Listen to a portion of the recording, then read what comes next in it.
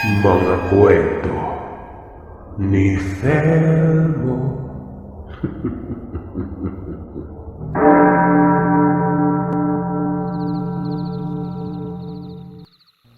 Mapagpalang araw po sa inyo, Sir Seth. At sa lahat ng mga nakikinig sa channel mo. Tawagin niyo na lamang ako sa pangalang Hernan. Lumaki dito, sa probinsya ng Cotabato. Mahilig ako makinig ng mga kwentong kababalaghan. At ganun din ang mga anak ko. At isa sa mga anak ko ang nagsuwestyon na ibahagi sa channel mo ang karanasang hindi ko makakalimutan. Edad 21 anyos ako nang mangyari ang karanasan na ito. May matalik akong kaibigan na itago niyo na lamang po sa pangalang Marlon. Relihiyoso ang mga magulang ni Marlon, Sir Seth. Linggo-linggo silang nagsisimba at halos lahat ng nasa baryo namin ay kilala silang mabait at madaling lapitan sa tuwing may nangangailangan. May kaya sa buhay kasi ang pamilya ng matalik kong kaibigan dahil may malawak na niyugan at sagingan ng mga ito at may palayan din. Katunayan, isa ako sa mga tauhan niya sa niyugan paminsan-minsan. O may extra kasi ako kapag wala akong ginagawang trabaho doon sa mismong pinagtatrabahuhan ko sa bayan. At dahil sa magkaidaran lamang kami ni Marlon kung kaya't magkasundo kaming dalawa. Hanggang sa, ayun na nga, naging matalik na kaming magkaibigan sa paglipas ng panahon. Palagi itong pumupunta sa bahay namin tuwing wala akong pasok sa trabaho para maglaro ng billiard. O kaya naman ay inaaya niya akong pumunta sa bungad ng baryo para makipaglaro ng basketball. Ganun lamang palagi ang eksena ng buhay namin. Hindi naman kasi mahilig mag-inom si Marlon at higit sa lahat ay hindi siya naninigarilyo. Walang bisyo. Nga pala, dalawa lamang ang kapatid ni Marlon, si Shirley at si Medina. Mahal na mahal ni Marlon ang dalawang kapatid niyang yon. May pagkamaigpit din siya sa dalawa lalo na noong mga nagdalaga ang mga ito. Talo niya pa nga ang kanilang ama sa kahigpitan. Pero hindi naman yung higpit na animoy sinasakal na sila. Lahat naman ang gusto nila ay binibigay at sinusunod naman ni Marlon. Sinasamahan niya rin ang dalawa kapag may pinupuntahang lugar. Siya yung panganay sa kanilang tatlo. At ayon sa kanya ay normal lamang na paghihigpitan at gagabayan niyang dalawa. Dahil babae ang mga ito at ayaw niyang may mangyaring hindi maganda. Lalong-lalo ng bunso niyang kapatid, Sir Seth. Dahil medyo may pagkapilya ito at mabarkada. Minsan pa nga ay naririnig kong pinapagalitan niya si Medina. Mukhang tumakas na naman sigurong dalagita at sumama sa barkada nun. Na mga panahong yun ay nasa edad 16 si Medina. At alam naman natin na kapag nasa ganong edad ka na, curious ka talaga sa lahat ng bagay. Kumbaga sa ganitong edad ay gustong-gusto mong maranasan ang mga masasayang bagay nun. Kagaya na lamang ng sumama sa barkada, nakikipag-inuman, maglakwatsa at mamasyal kung saan-saan. Higit sa lahat ay ang makipagkita sa kulayaw. Yun ang ilan sa mga kinaiinisan ni Marlon. Pinapagalitan ni Marlon ang bunsong kapatid niya dahil sa may nakarating daw sa kanyang naninigarilyo ang dalaga. At hindi lamang yon, dahil nakikipag-inuman pa ito kasama ang mga kaibigan. Mukhang ayaw namang magpatalo ni Medina. Sa bawat sinasabi kasi ng kuya niya ay may isinasagot ito. Ganun minsan ang eksenang madadatnan ko kapag pumupunta ako sa bahay nila noon. Isang beses noon, pumunta sa bahay namin si Marlon. May dala itong pagkain na pinapabigay umano ng kanyang ina. Nang tingnan ko ang mangkok na bitbit niya, namilog ang mga mata ko nang makita kong inihaw na karne ang laman nun. Uy, sarap naman ito pre. Pasabi sa mama mo salamat sa ulam ha. Tamang-tama, wala pa kasi kaming ulam eh. Wika ko nun. Ngumiti naman si Marlon saka umalis na kaagad. May pupuntahan pa daw kasi itong importante. Idinaan niya lang umano sa bahay ang ulam bago siya umalis nun. Makalipas ang ilang araw ay napansin kong hindi na ito pumupunta sa bahay. Naging abala din kasi ako sa trabaho nitong mga nagdaan kung kaya't hindi ko na malayang mahigit 1 linggo na palang hindi ko siya nakikita at nakausap. Naisip kong baka abala lamang ito at kasakasama niya ang kanyang ama. Hindi ko na muna inintindi ang mga araw na yon. Pero noong dumating ng araw na wala akong pasok, nagpasya ako na punta nito sa bahay nila at kamustahin. Tanungin ko na rin kung ano ang nangyari sa kanya. Bakit hindi ko na ito nakikita? Pero nang naroroon na ako sa harapan ng bakuran, napansin kong napakatahimik ng bahay at mukhang walang tao. Nakailang beses pang tinawag ko ang pangalan ni Marlon pero walang sumasagot. Halos maputol na nga ang litid ko sa leeg nun. Kakatanaw sa bintana ng bahay ko may tao ba. Akmang aalis na sana ako nang sa may naulinagan akong ingay sa loob na para bang may nalaglag. Muli ay tinawag ko na naman ang pangalan ng kaibigan ko. Pero wala pa rin akong naririnig na sagot. Nang hawakan ko ang tarangkahan sa bakuran, napansin kong nakauwang yon. Naisip kong pumasok na lamang sa loob. Baka kasi nasa likuran o kaya naman sa kusino ng bahay si Marlon at hindi ako nito naririnig. Pagpasok ko sa loob ay nagtataka at napakunot noo ako't bagyang inilibot ang paningin. Gawa ng wala na yung nakita kong ribulto ng mga santo. Kagaya na lang ng Birhen, Santo Niño at iba pang mga ribulto na ginagamit sa pagsamba. Maging ang mga pangontra laban umano sa masasamang espiritu at nilalang na nakalagay sa pintuan ng bahay. Wala na. Alam na alam ko yun dahil palagi kong nakikita yung mga pangontra nun nakasabit lamang sa pintuan. Isa pa, napakadilim ng buong bahay. Nakasara ang lahat ng bintana at tinakpan pa yun ng napakakapal na telang kulay itim.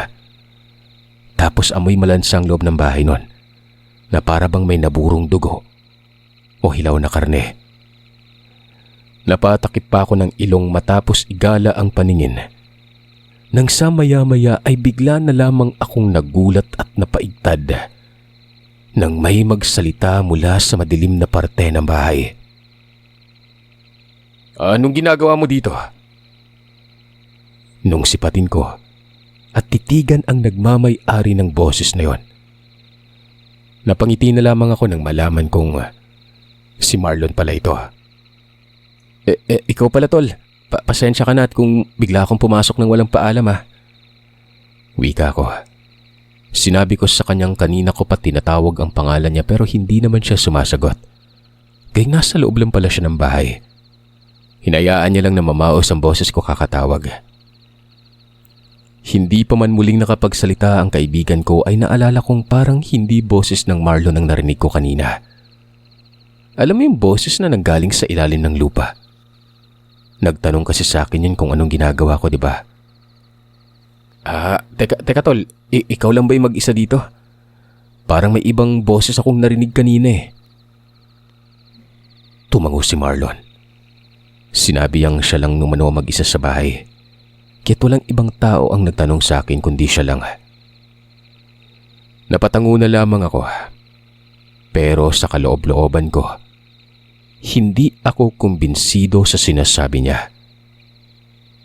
Siguradong wala ka talagang kasama dito? Tanong ko. May nakita ka bang ibang tao maliban sa akin? Pabalik na tanong niya sa iritableng boses noon. Umiling-iling ako't sinabing wala naman akong nakita. Yun naman pala Aniya, parang galit kong magsalita. Itatanong ko sana sa kanya kung bakit ang dilim-dilim ng bahay nila. Pero hindi na yun natuloy pa. Gawa nang nagsalita na siya at tinanong ako kung bakit pumunta ako sa bahay nila. Medyo napahiya pa ako sa tanong niya. Hilaw nang umiti ako at sinabing gusto ko lang siyang kamustahin. Isa pa, hindi naman siguro masamang bisitahin siya, di ba? Palagi naman akong pumupunta sa bahay nila kapag wala akong trabaho sa palengke o kaya ay wala akong sideline sa niyugan nila. Seryoso pa rin yung mukha nito. Nanatiling nakatitig lamang. Habang nag-uusap nga kami ay nasipat kong parang biglang nag-iba ang kulay ng mga mata ni Marlon. Para yung mata ng pusa o kaya sa ahas nun. Wala sa sariling napatitig ako sa mga mata niya. Pero agaran namang nag-iwas ito ng tingin na waribay. Alam niyang may napapansin akong kakaiba sa mga mata niya noon. Tol, ano yang? Hindi ko na naituloy pa ang sanay sasabihin dahil mabilis na itong sumingit at nagsalita. Pasensya ka na pala kung hindi na ako nakakapunta sa bahay niyo. Marami lang akong inaasikaso. Ayos lang yun. Alam ko namang abala ka eh. May negosyo eh. Kaya nga ako na lang pumunta dito sa inyo. Bigla akong nakaramdam ng kaba. Hindi ko kasi alam kung totoo ba yung nakita kong nag-iba ang kulay ng mga mata niya. Sa katagalan ng pag-uusap namin ay naisingit ko na sa kanya kung bakit ang dilim-dilim ng bahay nila. Nasaan ang mga magulang niya at kapatid? Bakit parang ilang araw ko na din silang hindi nakikita sa trabaho? Nagiba ang ekspresyon ng mukha ni Marlon matapos kong banggitin ang pamilya niya. Para bang naiirita siya o hindi niya nagustuhan yung tanong ko. May pinuntahan lang sila. Sa susunod na linggo pa yung uwi. Kaya pala kung wala ka ng kailangan na sasabihin, makakauwi ka na. Madami pa akong inaasikaso. Nanibago talaga ako nun, Sir Seth. Hindi naman kasi siya ganun eh. Halos hindi na nga ako pauwi noon kapag tumatambay sa bahay nila pero ngayon halos ipagtabuyan niya na ako at halata sa kanyang ayaw niya ako makausap. Marami pa sana akong itatanong sa kanya. Kagaya na lamang kung may problema ba ito. Pero wala na akong nagawa pa. Lumabas na lamang ako ng bahay dahil napansin ko sa mukha niya na parang nagagalit na ito. Pinipigilan niya lang. Iniisip ko na lamang na baka may problema lamang si Marlon kaya naging ganun ang pakikitungo sa akin. Sabi ko hintayin ko na lamang na humupang init ng ulo niya bago ko siya kakausapin ulit. Lumipas ang ilang araw ay naging abala na naman ulit ako sa pagtatrabaho sa palengke sa bayan. Nawaglit na naman sa isipan kong tungkol sa matalik kong kaibigan. Pansamantalang hindi na rin ako nakakauwi sa bahay. Nataong sabay na nagkasakit ang mga magulang ko noon kaya kinakailangan kong magdoble kahit sa trabaho para mabigyan ng pera sila sa pambili ng gamot at pagkain. At para magawa ko yun ay sa bahay ng kapatid ko mag-asawa na nasa bahay na ako nakikituloy. Medyo naiinggit ako sa matalik kong kaibigan ng mga panahon na ito. Ang swerte niya gawa ng hindi niya na kailangan kumayod ng kumayod sa pagtatrabaho para lang kumita. Lahat ng gusto niya nabibili niya ng walang kahirap-hirap noon. Samantalang ako ito, kailangan kong kumayod ng kumayod sa pagtatrabaho para lang kumita at may maibigay akong pera sa pamilya. Pero ganun pa man ay pilit kong iwinawaksi sa isipan ng tungkol doon. Isang hapon habang nagpapahinga ay tinanong ko si nanay kung nagawi ba sa bahay namin si Marlon nitong mga nagdang araw. Masyado kasi akong naging abala sa trabaho nitong mga nakaraan kaya hindi pa ulit ako nagawi sa bahay nito. Nagtatakang kumunot ang noo kong nakatingin kay nanay noon nang magsalita siya. Ayon sa kanya, hindi pa ba raw nakakarating sa akin ang kumakalat na balita sa baryo tungkol sa pamilya ng kaibigan ko. Anong balita, Nay? Si nanay naman. Alam niyo namang palagi akong nasa trabaho at ngayon lang ako nakauwi. Saglit na humugot ng malalim na hininga ang aking ina. Para bang nag-aalangan pa itong sabihin sa akin. Pinilit ko ito bago nagkwento. Nitong mga nagdaang mga araw ay usap-usapan na umano sa lugar na may kakaibang ginagawa ang pamilya ng kaibigan ko. May nakakita daw kasi sa tatay ni Marlon na may kinakain umanong hilaw na karne. At ang mas malala pa, pulang-pula umano ang mga mata ni Mang Ponso at walang tigil sa pagtulo ang laway nitong hindi maputol-putol noon. Sobrang lansa umano yon na sumasabay sa pag-ihip ng hangin. Medyo napaduwal pa nga ang taong nakasaksi sa ginagawa ng ama ni Marlon. Tinanong pa ako ni nanay kung naalala ko ba raw ang matandang nagbakasyon sa bahay ng kaibigan ko. Abuelo daw yun ni Marlon at ang sabi pa, bago daw umalis ang lolo ni Marlon ay may nakakitang hinang-hina na ito at halos hindi na nga raw maihakbang ang paa noong pasakay na ito ng sasakyan. May nakapagsabi din umano na aswang umano ang lolo niya. Malamang sa malamang ay ipinasa na nito ang sumpa ng pagiging aswang sa ama ni Marlon.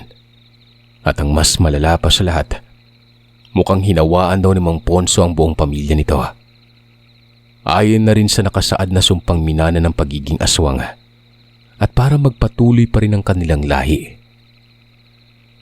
Matapos umalis ang ama ni Mang Ponso, nagsimula na mga kababalagan sa baryo. May mga hating gabi umano na may naririnig na huni ng wakwak ang ilan sa mga kababaryo. At ang iba naman ay nakakarinig ng iyak ng mga babaeng animoy bumubulahaw. May mga umaatungal na ring hayop at ang lahat ng ingay na yun ay napagtagpi-tagpi nilang sa iisang bahay lamang nila naririnig. Kila Marlon. Hindi ko alam kung paniniwalaan ko bang sinasabi ng aking ina o hindi. Parang napaka-imposible gawa ng minsan ko nang nakita at nakausap ang lolo nito eh. Mabait yung matanda at wala akong nararamdamang kahit na anong bahid ng kasamaan nito sa katawan. Isa pa, papanong nanghina at halos hindi na makalakad eh. Ang lakas-lakas pa ng matanda eh. At sa nakikita ko, mas malakas pa ito sa kalabaw. Sus naman nay, nagpapaniwala ka na naman sa mga chismis ng kapitbahay natin. Paanong mangyari yung sinasabi mo eh, napaka-relihiyoso ng pamilya ni Marlon. Yung mga ganong tao na hindi basta-bastang nalalapitan ng mga masasamang nilalang. Kaya imposibleng mangyari yung mga sinasabi mo. Sabi ni nanay, hindi niya raw ako pinipilit na maniwala sa mga sinasabi niya. Kung siya nga raw ang tatanungin, may agam-agam din siya sa sarili kung paniniwalaan ba mga sinasabi ng kapitbahay namin o hindi nun. Matapos nga naming mag-usap ni nanay, hindi ako napanatag. Gusto ko sanang punta ng kaibigan ko sa bahay nito para malaman ang totoo. Ang kaso nga lang ay hindi pa rin ako nagkaroon ng oras na puntahan yon. Dahil sa abala pa rin ako sa pagtatrabaho. Pag-uwi ko naman ay pagod na ako kaya't kung minsan ay maaga akong nakakatulog. Lumipas ba ang mga araw ay marami na akong nababalita ang hindi maganda tungkol sa pamilya ng kaibigan ko. Ilan sa mga nagtatrabaho sa niyugan ay sinasabing hindi na raw nila nakikita si Mang Ponso. Ang palaging humaharap umano sa mga ito ay ang kapatid ng asawa ni Mang Ponso ni si Mang Froy. Simula nang magkaroon umano ng usap-usapang aswang ang pamilya ng kaibigan ko, ay hindi na nagpapakita pa sa trabahuan si Mang Ponso. Maging ang kaibigan ko ganun din. Parang ilag ang mga itong makipagharap sa mga tauhan. Kapag naman tinatanong ng mga nagtatrabaho kung nasaan si Mang Ponso, hindi sumasagot ng maayos si Froy. Sinasabihan lamang sila nitong at tupagin daw ang kanika nilang mga trabaho at hindi ang buhay ng mga amo nila. Alam mo kung minsan tol, parang gusto ko na tuloy maniwalang totoo yung usap-usapan tungkol kay Mang Ponso. Sabi ng isang kapitbahay namin na kababata ako din. Sinaway ko siya at sinabihang huwag magpapaniwala dahil hindi naman totoo ang sinasabi ng mga kapitbahay naming makakatyang dila. Mabuti pa. Inuman na lang tayo. Kung ano-ano na lang kasi yung papasok sa isipan ko eh. Aya pa nito. Tinanggihan ko siya at sinabihang hindi na muna ako iinom. Pagod ako sa trabaho at gusto ko nang magpahinga. Isa pa ay may pasok ako bukas at hindi pwedeng mahuli ako sa trabaho nun. Pinilit ako ng pinilit ni Jess na makipag-inuman at inayang pumunta sa isa sa mga naging kaibigan namin nung elementarya. Sumaman na raw ako dahil kaarawan nito. Dahil nga sa pagpupumilit niya ay wala na nga akong nagawa pa kundi ang sumang-ayon na lamang. Sinabi ko sa kanyang sasama ako sa inuman pero saglit lang dahil hindi talaga ako pwedeng magpuyat at baka tanghaliin na ako nagising. Tumango naman si Jess. Sabay na nga kaming naglakad papunta sa dulong baryo. Dadaanan ko pa sana si Marlon para makasama namin ito sa inuman. Ang kaso nga lang ay pinigilan ako ni Jess at sinabihang wag na naming isama si Marlon noon. Tinanong ko siya kung bakit. Pinandilatan niya ako ng mga mata at sinabihang nakalimutan ko na daw umano na hindi umiinom ng alak si Marlon. Ako umano itong matalik na kaibigan pero ako itong nakakalimot. Sa pagdaan ng mga oras at mga pasado 8:00 na ng gabi, nagpaalam na ako sa mga kainuman ko at umuwi na sa bahay. Pero noong matanaw ko ang bahay ni Marlon, may kung anong pumasok sa isipan ko. Dahil sa nakainom nga, naglakas loob na akong dumaan sa bahay ng kaibigan ko na yon. Hindi talaga ako naniniwala sa mga sinasabi ng mga tao na aswang ang pamilya niya. Sa isip-isip ko pa, oras na mapatunayan kong maling-mali ang iniisip ng mga kababaryo ko. Kung sino ang unang-una na nagpakalat ng tsismis, ako mismo yung kakaladkad papuntang barangay at ireklamo ito sa mga maling paratang tungkol sa pamilya ni Marlon. Lumipas ang ilang minuto, tuluyan na akong nakarating sa bahay niya. Napansin kong madilim at napakatahimik. 8:00 pa lamang ng gabi yun . Mula sa labas ng bakuran ay tinawag ko ang pangalan niya. Pero gaya ng dati, walang sumasagot. Hindi ko alam kung ano ang pumasok sa isipan ko ng gabing yon. O siguro ay dala na rin ng kuryosidad sa sarili na malaman kung ano nga ba talaga ang katotohanan sa likod ng usap-usapan patungkol sa pamilya niya. Sa kauna-unahang pagkakataon, inakyat ko ng gabing yon ang bakod at pumasok ako ng walang pahintulot. Nang makapasok na nga ako sa loob ng bakuran ay nagmamadali na akong lumapit sa bintana at sinilip ang loob ng bahay. Ingat na ingat ako sa paglalakad nang sa ganon ay hindi malaman o maramdaman ng tao sa loob ng bahay kung may tao man na nangasa kong pumasok nun. Pero sa maniwala man kayo't sa hindi, nang makasilip na ako sa bintana, halos hindi ako makapaniwala. Nakita ko ang pamilya ni Marlon. Nakaluhod sa bulwagan ng bahay. Nakatuwad sa sahig. Taimtim na nagdadasal sa harap ng itim na ribultong hindi malinaw sa paningin ko ang itsura. Sobrang kinikilabutan din ako nang maramdaman ko na may kakaiba mismo sa loob ng bahay na yon. Ang kaninang pagkahilong nararamdaman ko dulot ng alak. Nawala yon. Para bang tinakasan ako ng kalasingan habang pinagmamasdan ng pamilya ng kaibigan ko. Napapalibutan ang mga ito ng itim na kandilat.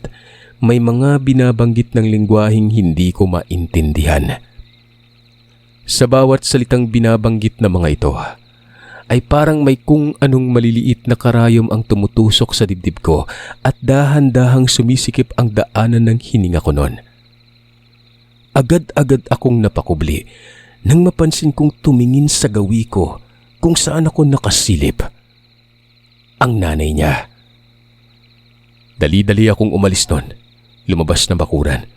Matapos kong tumalon at tuluyang makalabas, walang lingon-lingong umuwi na ako sa bahay.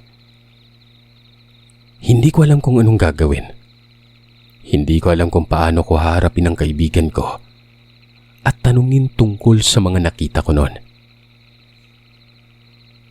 Pagka-uwi ko ay nagulat ako nang bumungad sa pintuan si nanay noon.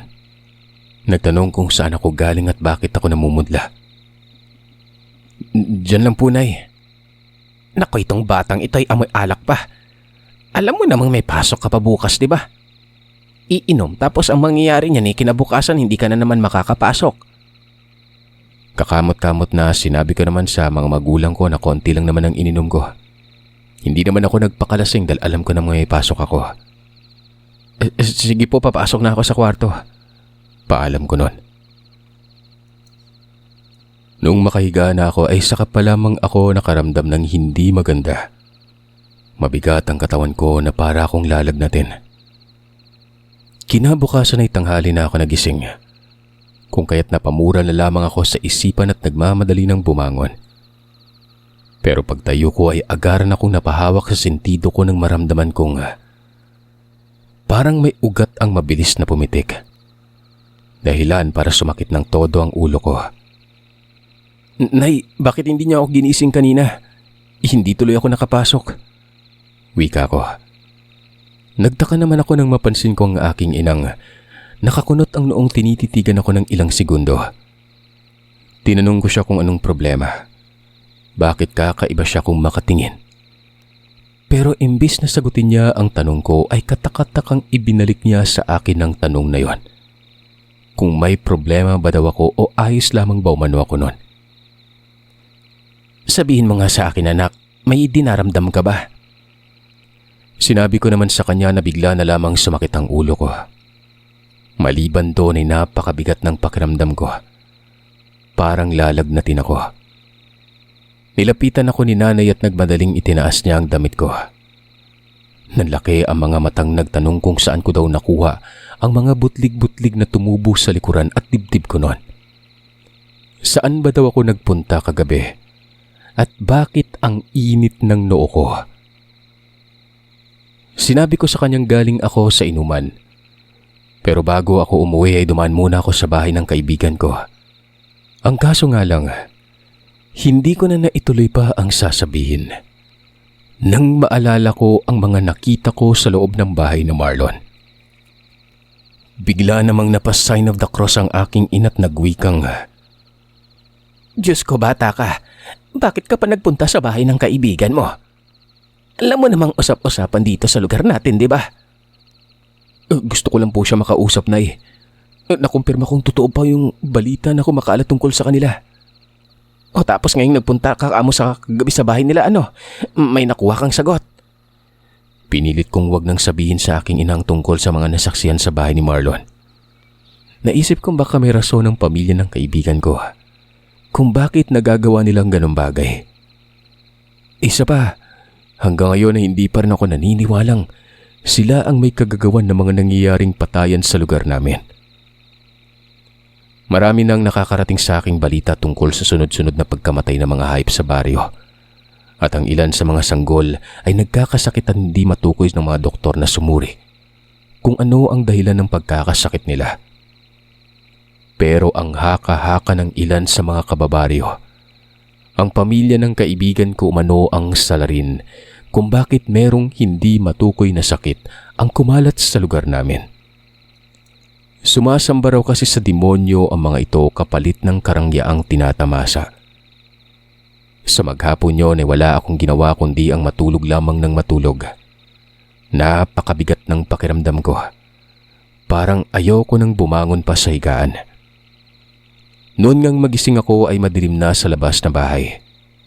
Maging ang silid ko ay nilamon na rin ng dilim gawa ng anong oras na akong nagising noon. Nung bumangon na ako para buksan sana ang ilaw, bigla na lamang akong nagulat nang may magsalita sa paanan ng higaan ko.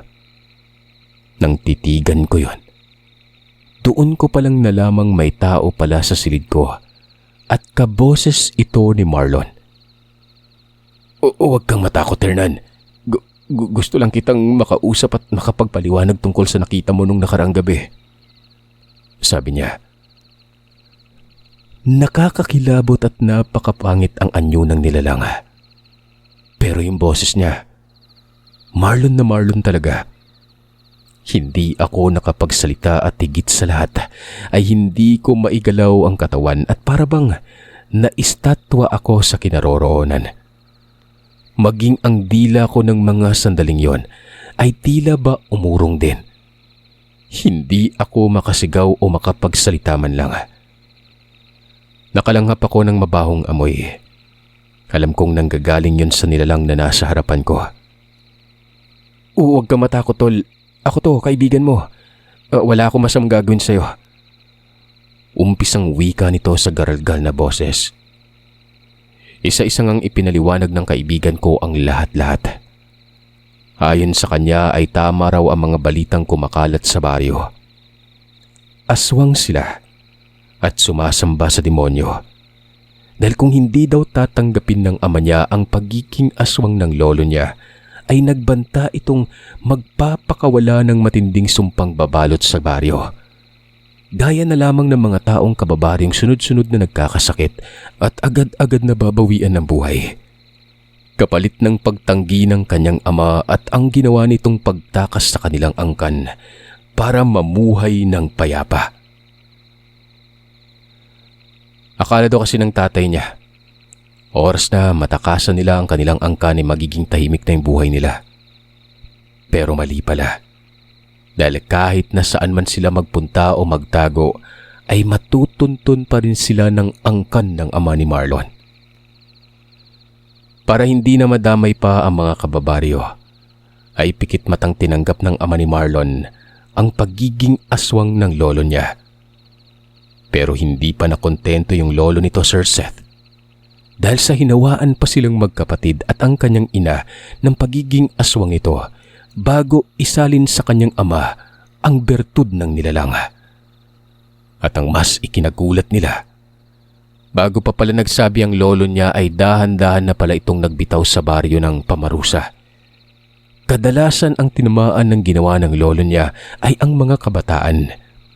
Pero ganun pa man ay sinisikap naman ng ama niyang maalis ng paunti-unti ang ginawa ng kanyang abuelo. Kailangan din umano nilang sambahin ang Panginoong sinasamba ng kanilang angkan. Kagaya ng nakita ko. Habang ipinapaliwanag ni Marlon ang lahat at humihingi siya ng kapatawaran, unti-unti itong bumalik sa normal. Sobrang lungkot ng kanyang mukha nang pagmasdan ko yon, kung kaya't hindi ko na rin napigilan ang sariling magdrama. Sinabi rin ng kaibigan kong hindi totoong karne ng tawang kinakain nila. Dahil kahit na mga aswang, karne ng hayop ang kinakain nila at pinipilit nilang huwag tumikim ng tao noon. Baka sa mga susunod na araw, tol, babalik na kami sa angkan ni tatay. Hindi na kasi ligtas dito sa lugar natin. Masyado nang mainit sa mata ng mga kababaryo natin ng pamilya ko. Lalo na nung minsang may nakakita na naman kay tatay na kumakain ng hilaw na karne. Humingi din siya ng tawad sa akin dahil sila raw ang dahilan kung bakit bigla akong nagkasakit. Hindi daw napigilan ng kanyang inang magpakawala ng dasal pamarusa nang maramdaman nilang may tao ang nagmamasid sa bintana noon. Huli na nang malaman niyang ako pala ito. Huwag ka mag-alala, tol. Gagaling ka na rin sa sakit mo. Binawi na ni nanay yung ginawa niya. Pero pakiusap ko lang sana sa'yo, tol. Sana mapanatiling sekreto lang yung pag-uusap natin ngayong gabi. Tumango lang ako. Maya-maya pa ay bigla na lamang akong nakaramdam ng antok. Hanggang sa ayon, akala ko'y nananaginip lamang ako dahil nagising na lamang ako. Naginigising ng kapatid ko para maghapunan. Na mga sumunod na araw ay tuluyan nang gumaling ako noon. Nabalitaan ko na lang na wala ng kaibigan ko at ang pamilya niya. Umalis na ito. Abandonado na yung bahay. Tungkol naman sa negosyo nila, kapatid ng kanyang ina ang nag-asikaso noon. Magmula noon ay wala na akong naging balita pa tungkol kay Marlon.